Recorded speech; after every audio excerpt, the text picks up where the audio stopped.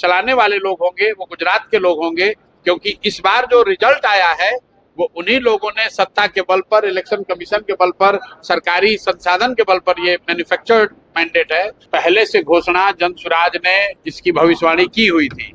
हम लोगों ने पहले कहा था कि किसी भी हालत में 2025 के बाद जो चुनाव के परिणाम आएंगे उसके बाद नीतीश कुमार जी मुख्यमंत्री नहीं रहेंगे। हमने ये भी कहा था कि नीतीश कुमार जी को 25 सीट नहीं आएगा, लेकिन अगर उन्होंने 10,000 रुपए नहीं बांटे होते, सरकार ने एक तरीके से पैसे के बल पर वोट नहीं खरीदा होता, तो मैं आज भी इस बात पर कायम हूं कि उनको 25 सीट नहीं आता। लेकिन मान लीजिए आपने, वो बात तो हो गई, पैसे से आपने वोट खरीद लिया, लेकिन उसका असर देखिए, 202 विधायक हैं, फिर भी 3 महीना 4 महीना भी नीतीश कुमार मुख्यमंत्री बनने की स्थिति में नहीं है, उनको छोड़कर जाना पड़ रहा है। क्योंकि नीतीश कुमार को भी मालूम है, सबको मालूम है कि ये जनता का बहुमत नहीं है, ये स्वच्छ बहुमत नहीं है, ये खरीदा हुआ, मैनेज किया हुआ बहुमत है।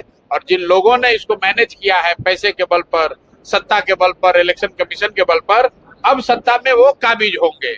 भाजपा के जो लोग हैं जो दिल्ली में बैठे हुए हैं, अब उनके नुमाइंदे जो हैं वो दिल्ली, यहाँ पटना में बैठेंगे, और बिहार की सरकार गुजरात के लोगों के द्वारा दिल्ली से बैठकर चलाई जाएगी।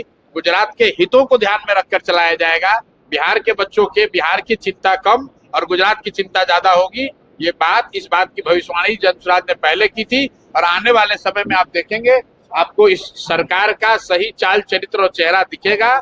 इसको बिहार का कोई व्यक्ति जरूर चलाएगा, लेकिन उसकी जो लगाम होगी, उसको चलाने वाले लोग होंगे वो गुजरात के लोग होंगे।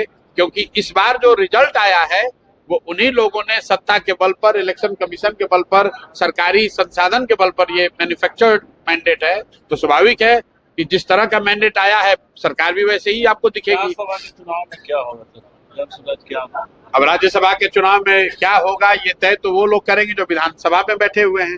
जनसुराज तो सड़क पर है, तो हम आपको ये बता सकते हैं कि सड़क पर क्या होगा, हम आपको ये बता सकते हैं कि समाज में क्या चल रहा है, विधानसभा के अंदर क्या हो रहा है, कौन खरीद रहा है, कौन बिक रहा है, ये तो जो विधानसभा में बैठे हुए हैं वो लोग बताएंगे।